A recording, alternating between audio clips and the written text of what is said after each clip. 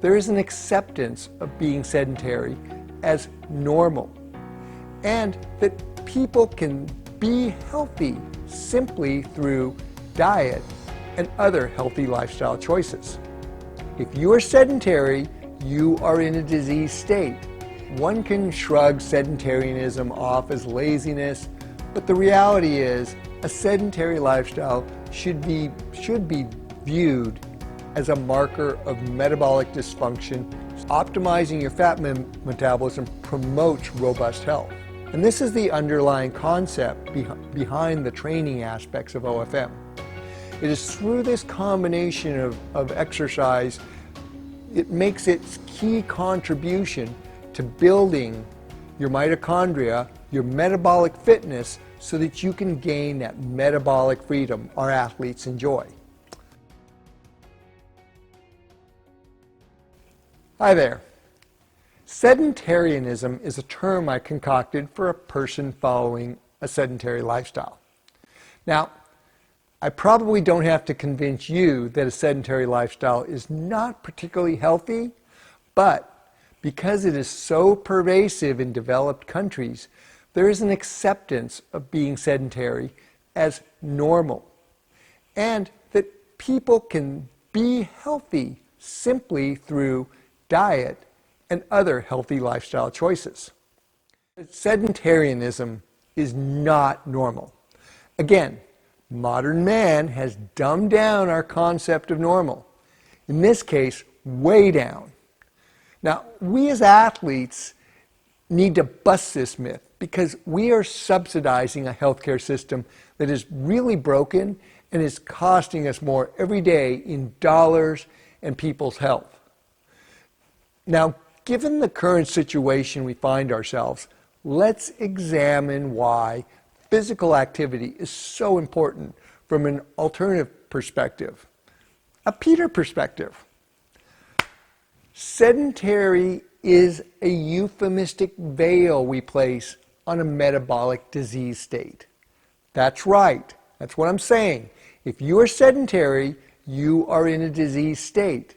And let me just shoot the moon and add that I consider a sedentary lifestyle another form of a chronic disease, and so should you. Now, the healthcare system, they're not going to label it as another chronic disease because sedentarianism quietly feeds the development of other institutionalized chronic diseases like cardiovascular disease, diabetes, cancer, arthritis, etc. And on a humorous note, there is no pill, there's no blockbuster drug to treat sedentarianism either. Just tons of drugs to treat the chronic diseases that sedentarianism contributes to. Let's not fool ourselves. From an evolutionary perspective, if you are not recovering from an injury or being temporarily sick or a big physical effort, like a woolly mammoth hunt or a bison kill, where they ran herds of bison off a cliff, well, then being sedentary equals having a disease, and that means eventual death. Sure, as an athlete, one can shrug sedentarianism off as laziness, but the reality is a sedentary lifestyle should be viewed as a marker of metabolic dysfunction, similar to how blood sugar control issues are markers for diabetes. Both diseases are chronic, easily reversible, and they're solvable at little to no monetary burden to the individual or society.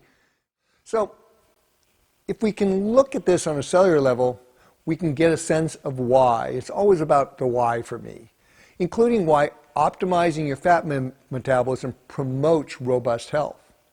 Now, energy production capacity is a critical marker here. The more energy your cells can produce through beta oxidation and ketolysis, that's fat burning, the lower the oxidative stress and lactate load, the greater your mitochondrial capacity for energy production. More mitochondria and more robust mitochondria. How does that happen? Physical activity. Because physical activity provides that adaptive stress which triggers the hormetic response known as hormesis. It's a biological response for your cell to become fitter, stronger, and better able to provide the energy flow necessary to meet the metabolic demands of physical exercise. You know this as training effect. And guess what? Mitochondria love to burn fat.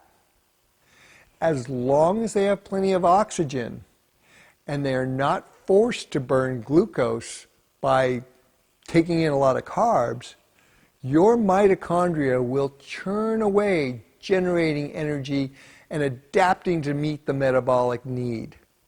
Conversely, without hormesis and being sedentary, your cells will simply adjust down to meet that low-level energy demand of a modern sedentary lifestyle. Without all that mitochondria, you have no reserve capacity for higher-level fat metabolism. So, if you're untrained, for example, and trying to get off the couch and do a 5K, or you're eating a high-carb diet of comfort foods to feel good, or you're fighting off a viral infection like COVID, in order to meet that added demand for energy metabolism, your mitochondria will burn a lot of sugar, thus producing a lot of oxidative stress and excess lactate load. That's why when you're out of shape and we train, we get sore. Now, this of course causes damage. In the case of a diet high in glucose or a viral infection, unfortunately, you don't get the benefits of hormesis like you do with training. One simply gets sicker. Now, I get most of you viewing this already get this on an intuitive level. Hey, that's why we are athletes and train. But the fact is, nobody can optimize their fat metabolism without plenty of physical activity. It just cannot be done no matter what the fasting and keto diet experts say, precisely because sedentarianism is a disease state. No matter how many days you can fast, or how dialed you have your macros and calorie count on a ketogenic diet, without a fair amount of physical activity, you have a disease. Now, this brings us to which type of training modality is best. Again, we have advocates for each who argue for high-intensity interval training, that resistance strength training, and of course, cardio, all telling you their one modality is all you need. I'm going to tell you right now, they are flat out wrong. Because to optimize your fat metabolism, you need all of them in a specific mix that works for you, the individual. Once again, we go to that murky middle. Now, each of these three basic modalities, HIIT, cardio, strength, provide specific adaptive stressors to increase your fat metabolism, both in your capacity to burn more fat and that capacity to burn it at higher and higher intensity levels so that you can reach your performance potential. And this is the underlying concept behind the training aspects of OFM. It is through this combination of exercise, it makes its key contribution to building your mitochondria, your metabolic fitness, so that you can gain that metabolic freedom our athletes enjoy. Now finally, we also have lots of people around us who we love and care for who are living with this disease called sedentarianism. And as you know, if you're watching me, those conventional approaches to diet and exercise are not going to offer the solution, no matter what the proponents of them would like you to believe.